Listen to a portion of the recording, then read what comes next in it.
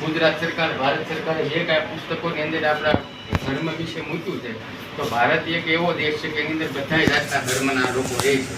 તો કોઈ પણ એક ધર્મના એની અંદર એટેન્ડ કરવો એની અમે થોડીક પૂરી કરવી છે એટલે એની માટે અમારે આવેદન દેવાનું થાય.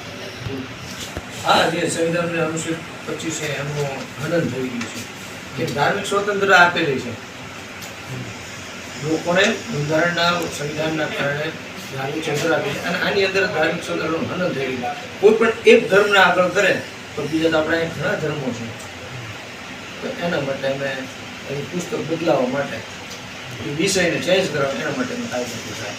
બીજું એ કે સાહેબ અહીંયા સ્કૂલની અંદર દરેક ધર્મના અને દરેક જ્ઞાતિના લોકો ભણતા હોય છે. એ લોકોના માનસ ઉપર ખરાબ અસર પડે છે. તો દરેક ધર્મના સારા મૂલ્યો સમાવેશ કરે એવી અમારી માંગણી છે. ભારત દેશ આપણે બિનસાંપ્રદાયિક દેશ છે તો ધર્મનું વૈમનસ્ય ન ફેલાય સમાજની અંદર એટલા માટે દરેક ધર્મના સારા મૂલ્યોનો સમાવેશ કરે એવી અમારી માંગણી છે.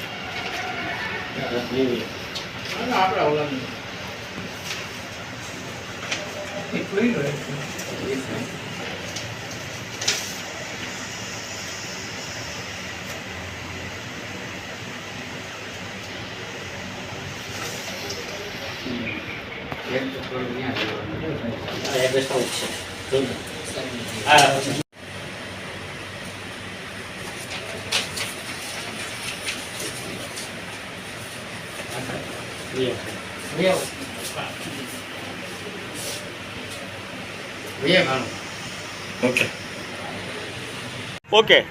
જય ભીમ, નમો બુદ્ધાય.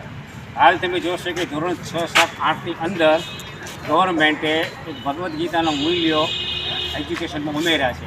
તો અમારી એવી માગણી છે કે જે સંવિધાન આર્ટિકલ 25 મુજબ કોઈપણ દેશની અંદર કોઈ પણ ધર્મ હોય એને પ્રમોટ ના કરી શકે ભણતરની અંદર, અને જો સારા મૂલ્યો જ લેવા હોય તો આ તો આર્ટિકલ 25નું હનન છે. તો જે સારા મૂલ્યો છે દરેક ધર્મના એના લ્યો અને દરેક ધર્મના સારા મૂલ્યોને ભણાવવામાં આવે એવી અમારી માગણી છે. અને આપણો દેશ છે જે ભારત એક બિનસાંપ્રદાયિક રાષ્ટ્ર છે, ધર્મિક રાષ્ટ્ર છે. તો અહીંયા સ્કૂલની અંદર દરેક ધર્મ અને જ્ઞાતિના લોકો ભણતા હોય છે. તો કોઈ પણ વ્યક્તિ ઉપર ધર્મની અસર ના પડે એના માટે દરેક ધર્મના સારા મૂલ્યો લઈ અને ભણવામાં આવે તો જે ભારત છે એ જે ખંડ છે એ અખંડ ભારતનું આપણે સપનું જોયું છે તો ખરેખર આ અખંડ ભારત બની શકે. આ જે છે અમે સ્વયં સૈનિક દળ આ સંગઠન છે આપણું, એના માધ્યમથી અમે રજૂઆત કરી છે. જય ભીમ.